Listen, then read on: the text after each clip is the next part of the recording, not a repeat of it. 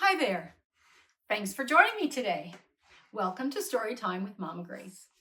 Today we have a really fun book to read, and it's called The Sneetches and Other Stories by Dr. Seuss.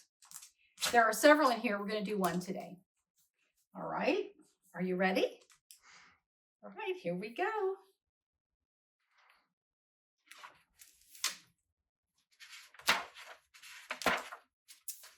All right, the Sneetches.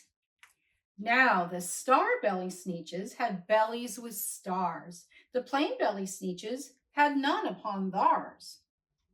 Those stars weren't so big, they were really so small. You might think such a thing wouldn't matter at all. But because they had stars, all the star-belly Sneetches would brag. We're the best kind of Sneetch on the beaches. With their snoots in the air, they would sniff and they'd snort. We'll have nothing to do with the plain belly sort. And whenever they met some, when they were out walking, they'd hike right on past them without even talking. When the star-belly children went out to play ball, could a plain belly get in the game? Not at all. You could only play ball if your bellies had stars, and the plain belly children had none upon theirs. When the star-belly Sneetches had Frankfurter roasts, or picnics or parties or marshmallow toasts, they never invited the plain belly Sneetches. They left them out cold in the dark of the beaches. They kept them away, never let them come near, and that's how they treated them year after year.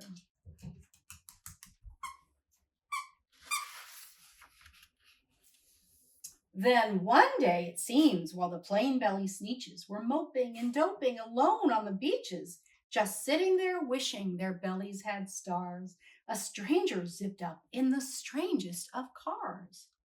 My friends, he announced in a voice clear and keen, my name is Sylvester McMonkey McBean, and I've heard of your troubles. I've heard you're unhappy, but I can fix that. I'm the fix-it-up chappie. I've come here to help you. I have what you need, and my prices are low, and I work at great speed, and my work is 100% guaranteed. Then quickly, Sylvester McMonkey McBean put together a very peculiar machine, and he said, you want stars like a star-belly Sneetch? My friends, you can have them for $3 each. Just pay me your money and hop right aboard. So they clambered inside, and the big machine roared, and it clonked, and it bonked, and it jerked, and it burked, and it bopped them about, but the thing really worked. When the plain belly Sneetches popped out, they had stars.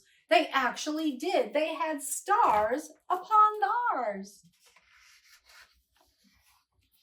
I don't know if you can hear. Our puppies are here today. I don't think you can see them, but Ella and Pierce are here, and Pierce is squeaking his toy. So when you hear little squeaks, it's nothing to do with the story. It's Pierce squeaking his little toy. Oh, there he is. Okay, here we go. Let's continue. Then they yelled at the ones who had stars at the start. We're exactly like you. You can't tell us apart. We're all just the same now, you snooty old smarties. And now we can go to your Frankfurter parties. Good grief, groaned the ones who had stars at the first. We're still the best Sneetches, and they are the worst. But now, how in the world will we know? They all frowned. If which kind is what, or the other way round. Then up came McBean with a very sly wink. And he said, things are not quite as bad as you think. So you don't know who's who. That is perfectly true. But come with me, friends. Do you know what I'll do? I'll make you, again, the best Sneetches on beaches, and all it will cost you is $10 eaches. Belly stars are no longer in style, said McBean. What you need is a trip through my star-off machine. This wondrous contraption will take off your stars, so you won't look like Sneetches who have them on theirs. And that handy machine, working very precisely, removed all the stars from their tummies quite nicely.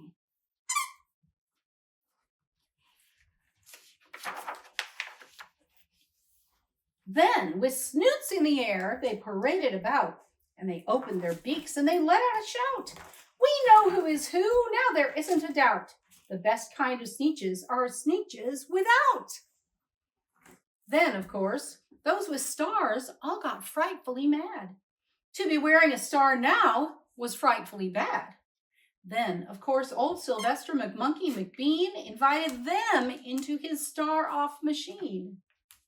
Then, of course, from then on, as you probably guess, things really got into a horrible mess.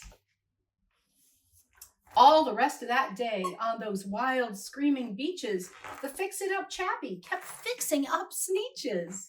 Off again, on again, in again, out again. Through the machines, they raced round and about again, changing their stars every minute or two. They kept paying money. They kept running through until neither the plane nor the star bellies knew whether this one was that one, or that one was this one, or which one was what one, or what one was who. Then, when every last cent of their money was spent, the fix-it-up chappie packed up and he went. And he laughed as he drove in his car up the beach. They never will learn. Nope, you can't teach a Sneetch.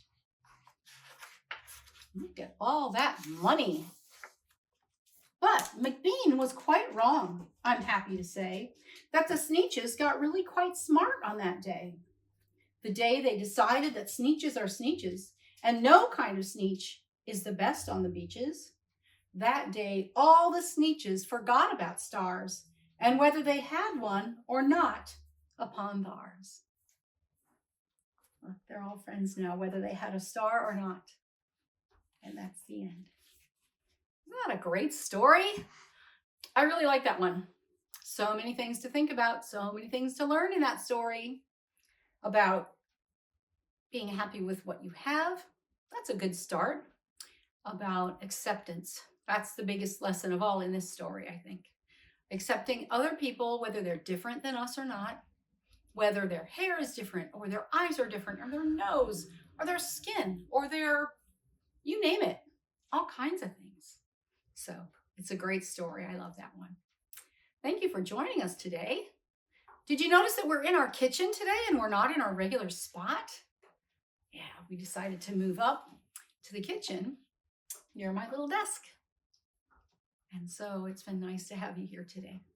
Well, should we see if the dogs would like a little treat? Let's try it and see. Let's see if they're going to come. You think? Oh, they know that sound, don't they? Yes, there's Ella. Here you go. And Pierce, come on, hop up. Hop up, come on. We can't see down there. There you go. Oh, Ella's going to try to take it. All right. That's always fun. Well, I hope you have a good week. Papa Joe and I love you very much. He's here behind the camera and he says hello too. So come back and join us again and we'll do another story next time. Have a good day and goodbye, but just for now.